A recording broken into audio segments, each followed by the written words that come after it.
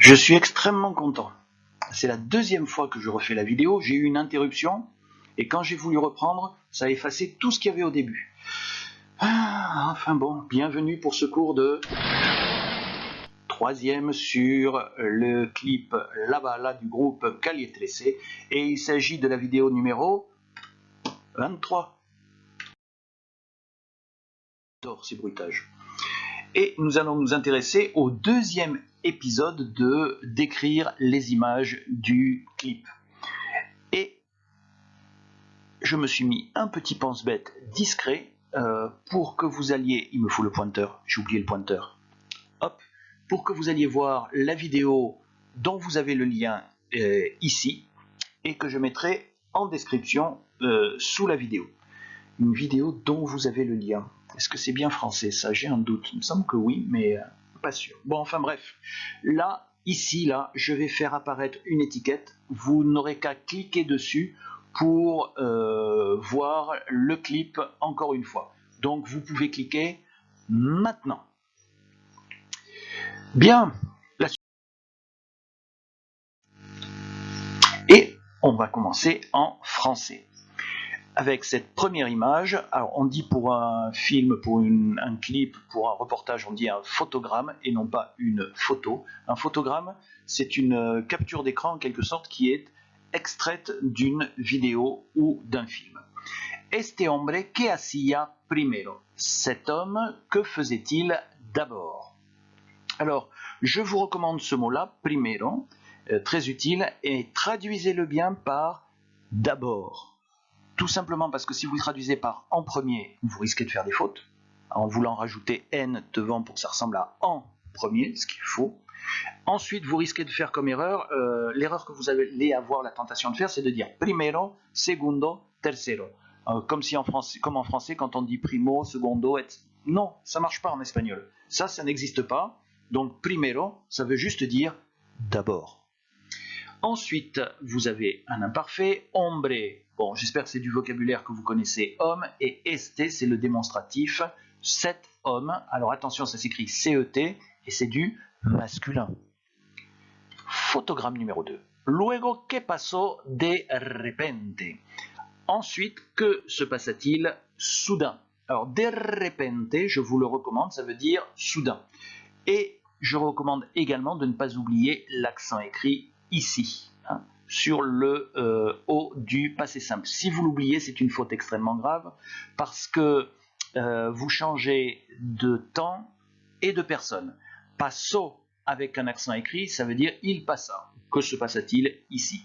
Vous enlevez l'accent écrit et vous passez au présent de l'indicatif première personne du singulier.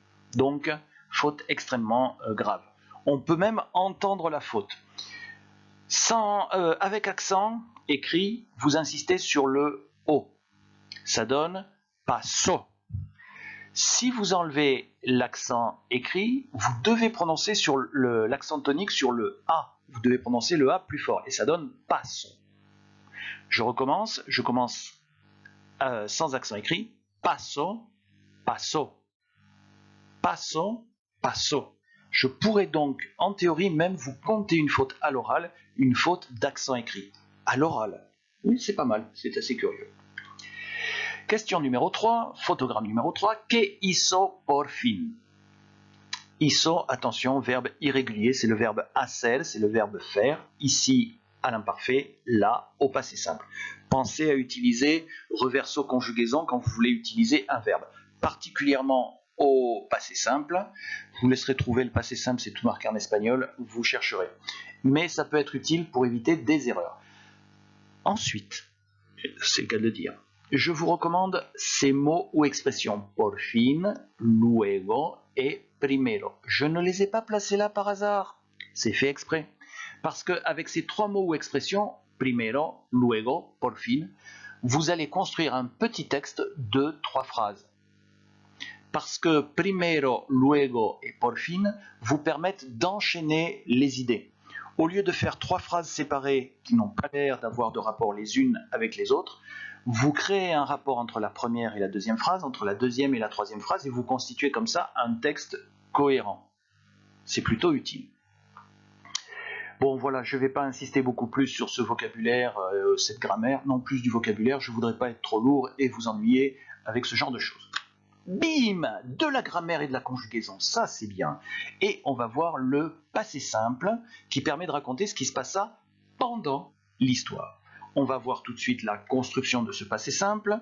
Donc c'est radical plus terminaison, tout à fait classique. Vous avez ici les terminaisons de l'infinitif et vous pouvez constater que les terminaisons que vous rajoutez au radical sont les mêmes pour les verbes en ER et en IR. Vous verrez que pour les verbes en AR, eh bien, je vais faire très attention aux accents écrits, parce que comme je l'ai expliqué plus haut, si vous oubliez l'accent écrit, vous passez du passé simple troisième personne du singulier à un présent d'indicatif première personne du singulier. Et là aussi, si vous oubliez l'accent écrit, on passe du passé simple première personne du singulier au subjonctif présent première et troisième personne du singulier. C'est-à-dire que non seulement vous changez de personne et de temps, mais en plus vous changez de mode. C'est dire si c'est une faute grave. Pour les autres, je ne compterai pas la faute pour l'instant en collège. Tout ça parce que je suis gentil.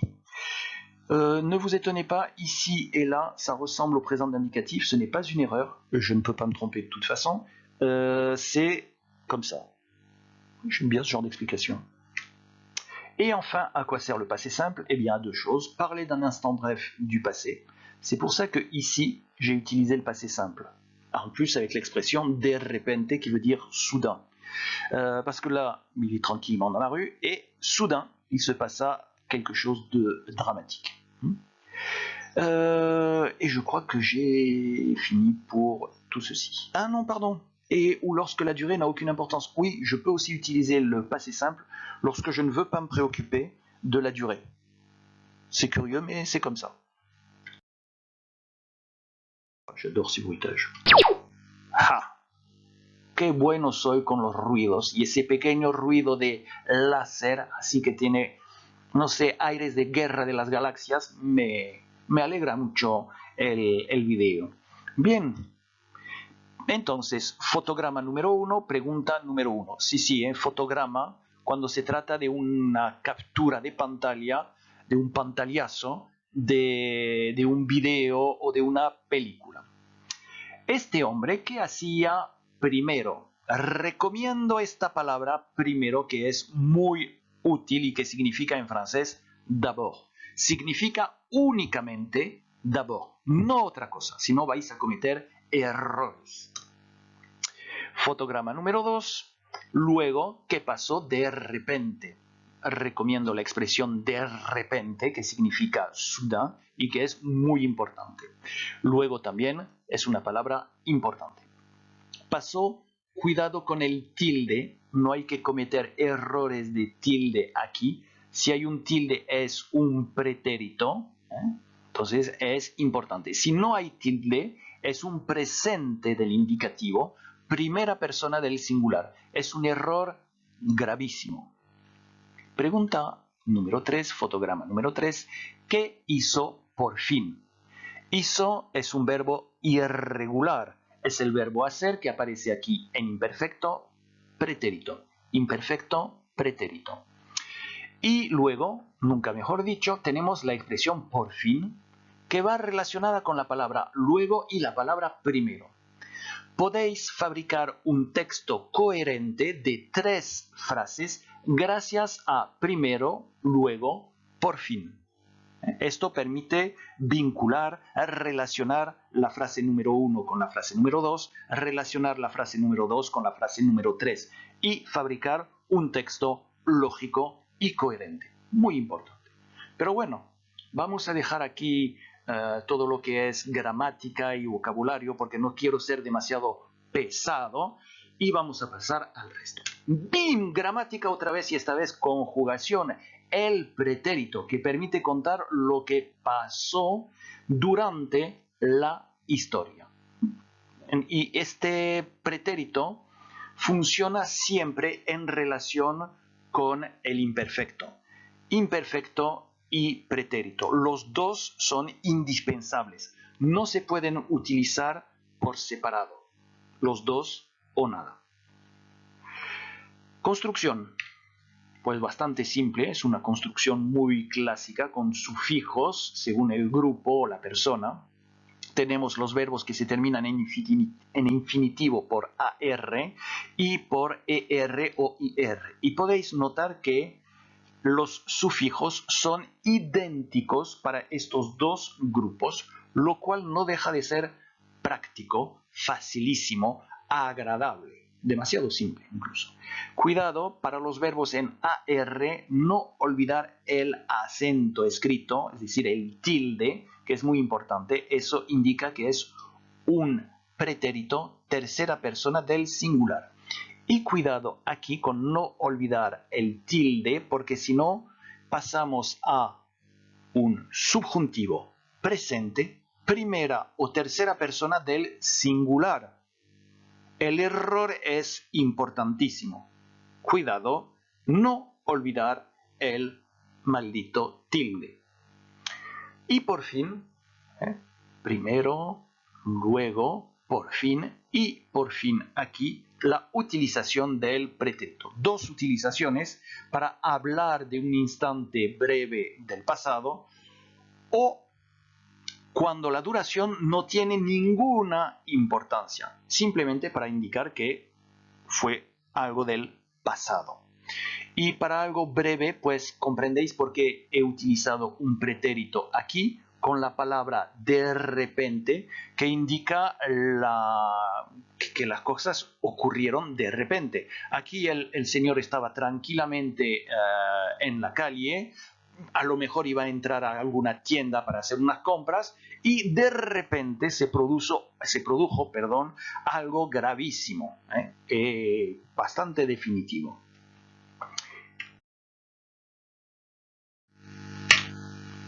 Et on revient en français. Moi, tant qu'il n'y a pas le drapeau, je parle pas.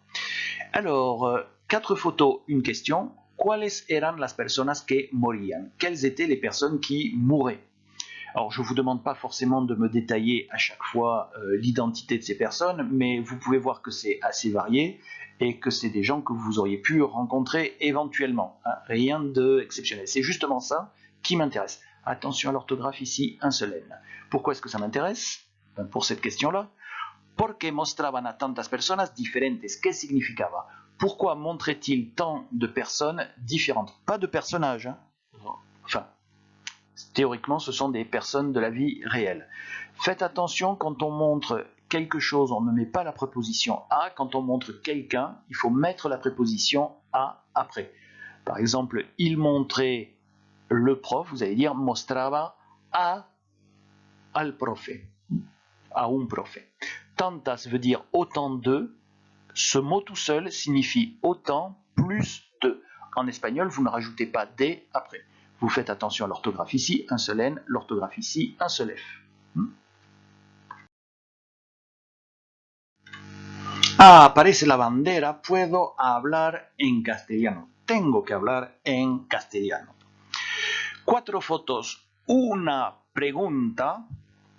¿Cuáles eran las personas que morían? Cuidado con la ortografía aquí. Bueno, en efecto, estas 4 fotos indican que son personas bastante normales, que podemos encontrarnos con ese tipo de personas en la vida diaria.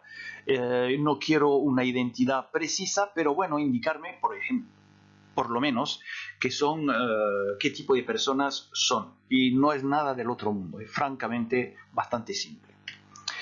Pregunta número 2. ¿Por qué mostraban a tantas personas diferentes? ¿Qué significaba? Cuidado con el verbo mostrar. Cuando mostramos a una persona, la preposición a es indispensable. Mostraban a un profesor, por ejemplo. Mostraba un coche. No hay preposición. Tantas, una sola palabra que significa beaucoup, autant de. Cuidado con la ortografía, una sola N. Cuidado con la ortografía, una sola F.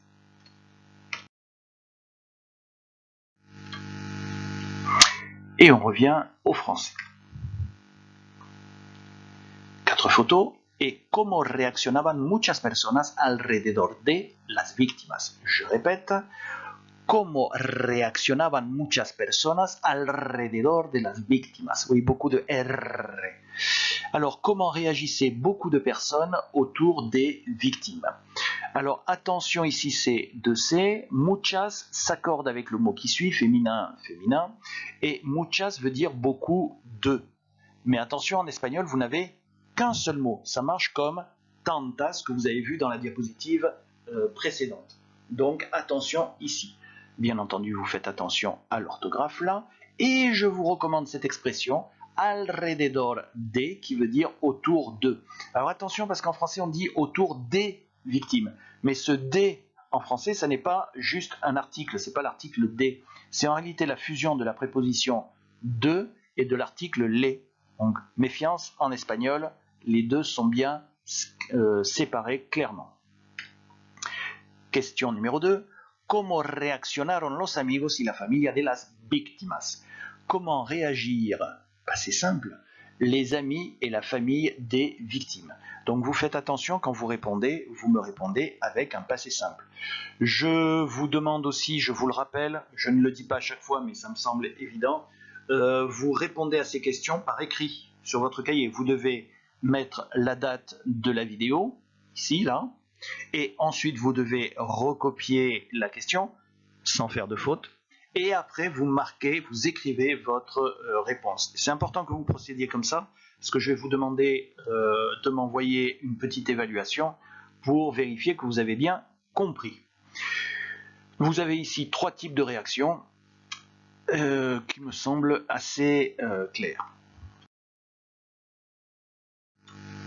Y volvemos al español. Castellano, español, castellano son dos sinónimos. Español, castellano, sinónimos. Pregunta número 1 y 4 fotos. En fin, perdón, fotogramas. ¿Cómo reaccionaban muchas personas alrededor de las víctimas? Reaccionaban alrededor. Mucha R aquí. Cuidado con la ortografía aquí. La ortografía aquí, una sola N. Muchas, una sola palabra que significa beaucoup de. Femenino, femenino. Alrededor de es una expresión importante que hay que conservar. Sí, y a propósito de reacción, podéis observar aquí cómo reacciona este señor. En fin, si podemos decir que reacciona, está en el supermercado comprando, pues no sé, queso o jamón, algo así, y ahí tenemos la víctima que está muerta y le da completamente igual, él está haciendo sus compras. Aquí estamos con otra señora, una víctima que está cayendo aquí, y la señora ha visto perfectamente a la víctima, pero le da igual, sigue adelante y no se preocupa. Aquí tenemos a 2 personas que a lo mejor no han visto nada, pero que por lo menos han oído el disparo y que están contemplando este cartel publicitario con un eslogan aquí que no comprendo porque no consigo leer, excepto la pequeña señal que está ahí, pero si no el resto no consigo leerlo. Y aquí estamos en el metro o en el tranvía y podemos ver que esta persona pues ha recibido un balazo y las otras personas pues no reaccionan en absoluto, están tranquilamente haciendo lo suyo con el maldito teléfono móvil ahí en la mano, completamente hipnotizado y ajeno a lo que le pasa alrededor. Pregunta número 2. ¿Cómo reaccionaron los amigos y la familia de las víctimas? Cuidado con la ortografía de familia, L-I. Y aquí tenemos 1, 2, 3 reacciones como ejemplo de lo que pasa. Et on revient en français avec une question de photo. Que faisaient les familles après? Famille, attention à l'orthographe, il n'y a pas de double L, c'est L-I. Et là, vous avez après. Después. Ça me semble très intéressant parce que là, ça vous permettra éventuellement de construire un texte de 4 phrases. Ça ne vous rappelle pas luego, primero, por fin? Là, vous avez une série encore plus complète. Vous avez primero, d'abord, luego, ensuite, después, après, por fin, enfin. Et vous pouvez échanger luego et después, ça n'a aucune espèce d'importance. Ça vous fait 4 mots ou expressions qui vous permettent de structurer et de construire un texte. Moi, je serai vous, j'y ferai attention, je le réutiliserai. À propos des photos, je donnerai les explications en classe parce que ça, c'est un type de personne très particulière lié à l'histoire de l'Argentine. Ça s'appelle les folles de la place de Mai et je vous raconterai ça en classe, histoire de ne pas trop rallonger la vidéo que j'ai déjà enregistrée 2 fois. Question numéro 2. Que pedían? Que demandait-il ou que demandait-elle si on suppose que le sujet est le même que dans la phrase précédente, c'est-à-dire les familles? Que demandait-elle? Le verbe pedir, c'est un verbe demander très particulier. Vous avez le verbe preguntar qui veut dire demander au sens de poser une question, et vous avez le verbe pedir qui veut dire demander à partir du moment où vous vous attendez à recevoir quelque chose, une information, un objet ou un service. Et ben, la solution, elle est ici, écrite là, ou bien là. Alors comme certains d'entre vous, je le sais, travaillent sur téléphone portable et que ce n'est pas forcément très visible ou lisible, ici il est marqué cárcel a todos los responsables, et je vais vous demander de chercher sur le dictionnaire ce mot-là en particulier, cárcel, que je vous appelle C-A-R-C-E-L. Donc ça, vous cherchez ce mot-là et vous aurez une réponse. Et ici, il y a marqué Justicia por Mariano Ferreira. Et le premier mot, ben voilà quoi. Hein, j'en dis pas plus. Hein, voilà. C'est trop facile. Y volvemos al castellano. Bueno, pregunta número 1. ¿Qué hacían las familias después? Cuidado con la ortografía, una L y la letra I. Y recomiendo la palabra después, porque forma parte de las palabras o expresiones para estructurar un pequeño texto. Primero, luego, después, por fin. Es posible intercambiar luego y después. Es posible decir primero, después, luego, por fin, o primero, luego, después, por fin. Las dos soluciones son posibles. Verdaderamente es vocabulario interesante e importante. Lo que me parece. Después cada uno hace lo que quiere o que le da la gana. Pregunta número 2. ¿Qué pedían? Entonces el verbo pedir es bastante particular, es diferente del verbo preguntar. Cuando una persona pide algo, espera recibir una información, un objeto o un servicio. Es bastante diferente del francés. Y lo que pedían, bastante simple, está escrito aquí. Cárcel a todos los responsables. Y la palabra importante es la palabra cárcel, que se escribe C-A-R-C-E-L. Y también aquí en la camiseta está escrito Justicia por Mariano Ferreira y la palabra importante es justicia. Bueno, ya creo que queda bastante claro. Eso es un trabalenguas. Creo que eso queda bastante claro y la solución es bastante fácil. La respuesta es facilísima. Incroyable, je suis arrivé au bout sans me tromper. Ah oui, parce que quand j'enregistre quelque chose, je fais tout d'un seul coup. Je fais pas de montage ni rien parce que... Non, c'est pas que je saurais pas, mais pas envie.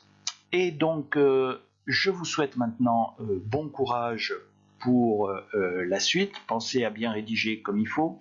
Ne vous contentez pas de rentrer des phrases dans Google Traduction et de recopier la traduction. Faites vraiment l'effort de construire vos propres phrases, c'est ce qui vous permettra de faire des progrès.